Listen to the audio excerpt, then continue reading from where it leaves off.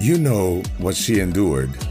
You know what she and her sister Betsy were arrested for, hiding Jews in their family home in the Netherlands. You know they were sent to Ravensbrück, one of the Nazis' regime's most feared concentration camps. You know how, in those barracks of suffering, they held secret worship services with a smuggled Bible, offering hope to the hopeless. Yes, you know what Corrie ten Boom endured. But now, you're going to have a story to tell. The barracks were crawling with fleas. Not a few, not a patch. The place was infested.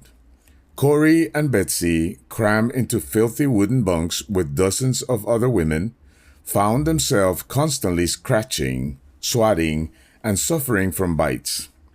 One day, reading from their contraband Bible, they came across 1 Thessalonians chapter 5 and verse 18. Give thanks in all circumstances, for this is the will of God in Christ Jesus concerning you. Betsy turned to Corrie and said, We must give thanks for everything, even the fleas.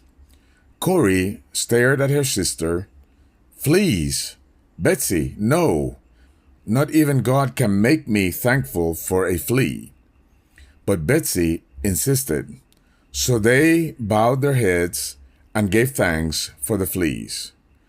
And then something strange happened.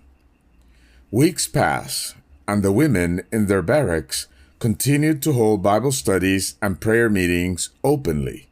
No guards came in, no inspections, no punishments.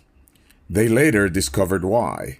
The guards refused to enter the barracks because of the fleas.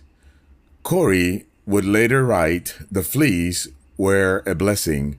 What they thought was a curse was a covering. So, you see, the miracle wasn't just survival. It was perspective. It was learning to trust that even the worst circumstances could be part of God's hidden protection. Corrie and Betsy ten Boom's story reminds us that God's ways are higher than ours, and His purposes are often hidden in the very things we wish away.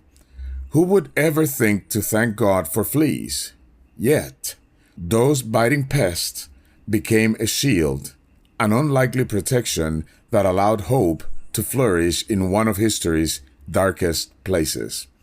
This story is more than just about survival. It's about trust. It's about faith that thanks God before the miracle is visible.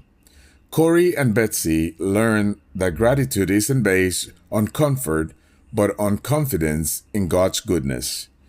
If He can use fleas to protect His children, then He can certainly use whatever you are facing today to bring about His glory and your good.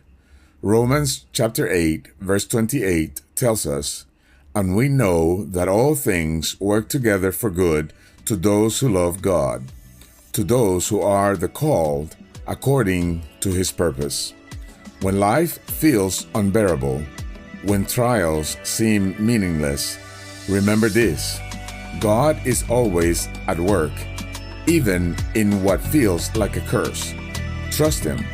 Thank Him, because what feels like a burden today may be your unseen blessing tomorrow.